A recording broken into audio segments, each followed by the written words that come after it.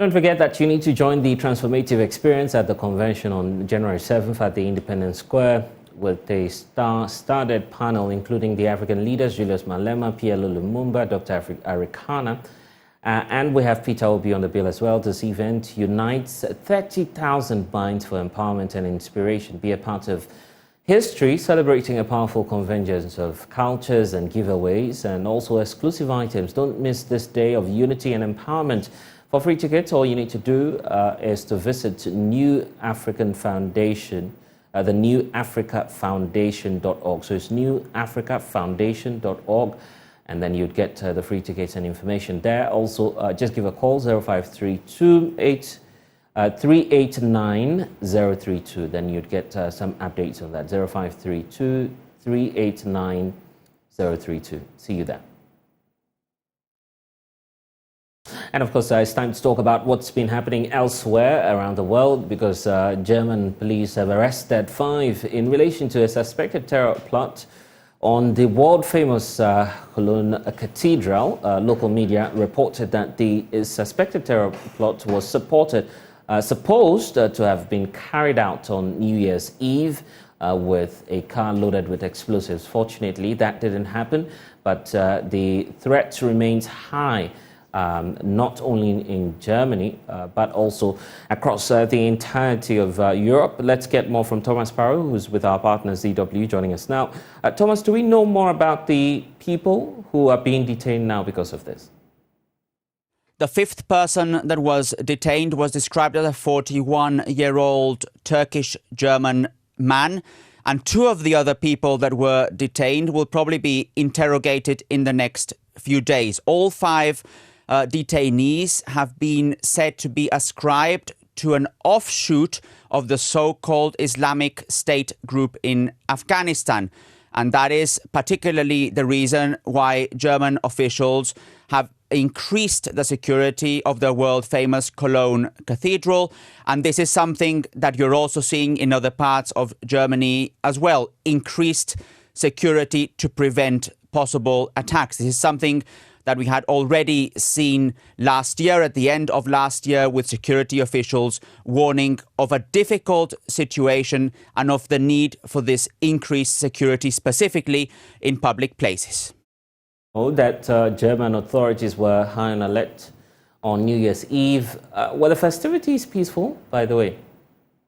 German authorities were indeed on high alert, especially here in Berlin, where they wanted to avoid a repeat of the violence that had happened 1 year ago when emergency services were attacked, when there was violence on the streets of Berlin. And that is why the police here in Berlin actually went to the streets with thousands of officers to specifically monitor the situation and to make sure that those events of the previous year did not happen again. There were many arrests this time round, around 390 arrests, and around 50 police officers were injured. Nevertheless, police officers here in Berlin described their operation as successful because they managed to prevent a repeat of what had happened 12 months ago.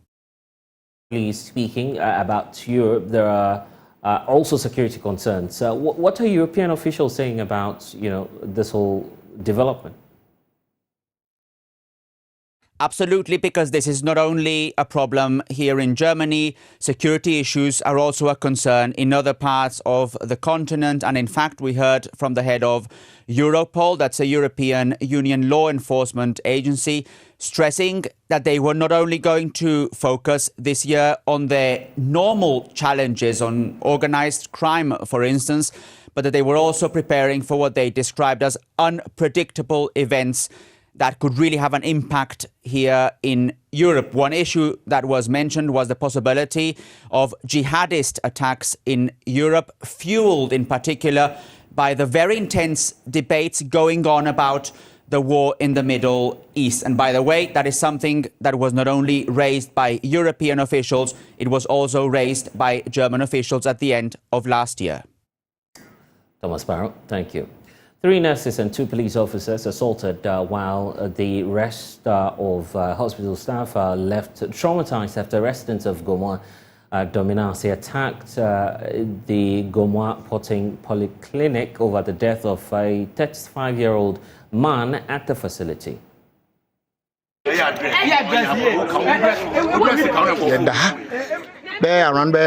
4 that way, couple 5. No, brother Abba. We were here around 5 p.m. when a certain young man was brought in. He was struggling for breath and was admitted. I was with the doctor when a nurse rushed in to inform him about the man's case. Because I was with the doctor, I went with him to see the man.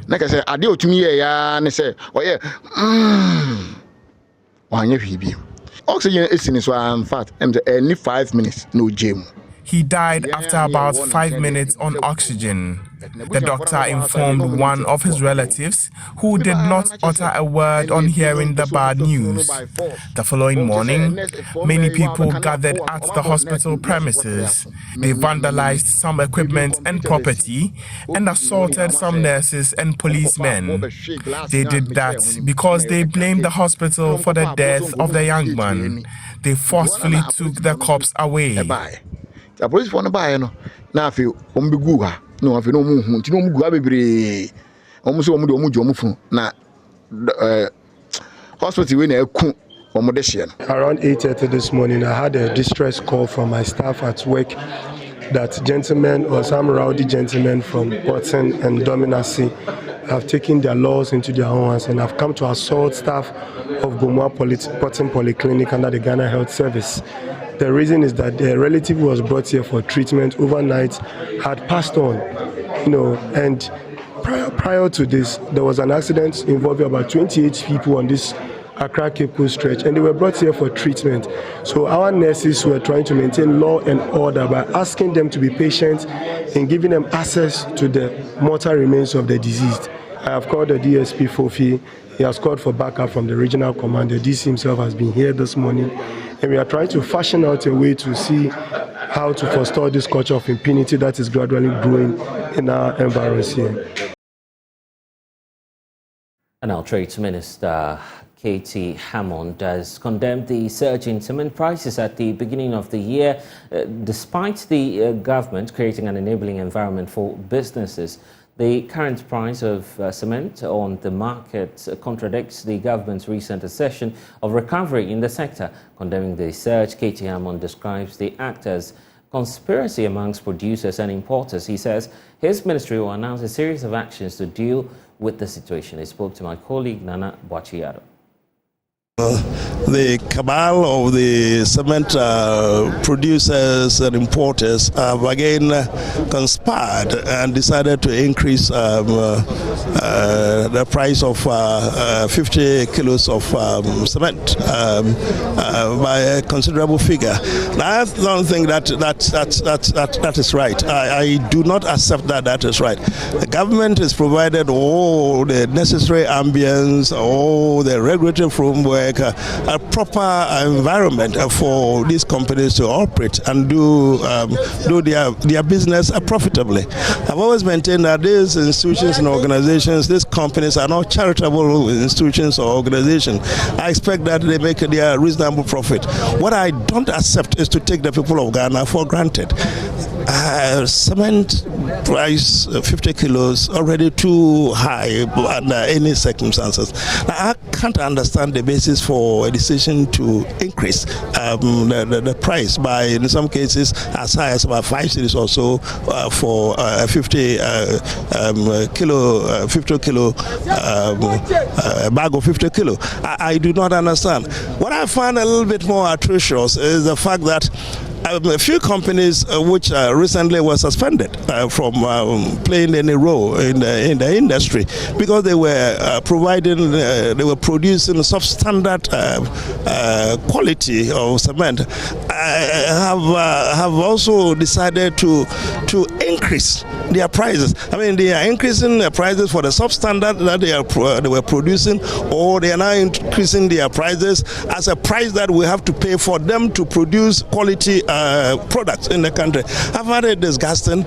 Of course, we are not in the command economy where government, institution, government authority, government in power, as it's able to tell consumer producers what to charge for their product. But I think they should reciprocate government gesture for all that government is doing to ensure that there is the atmosphere is economically, it's economically viable, it is financially reasonable for them to operate, for them to make their reasonable profit. Reciprocate that gesture by being sensible with your pricing.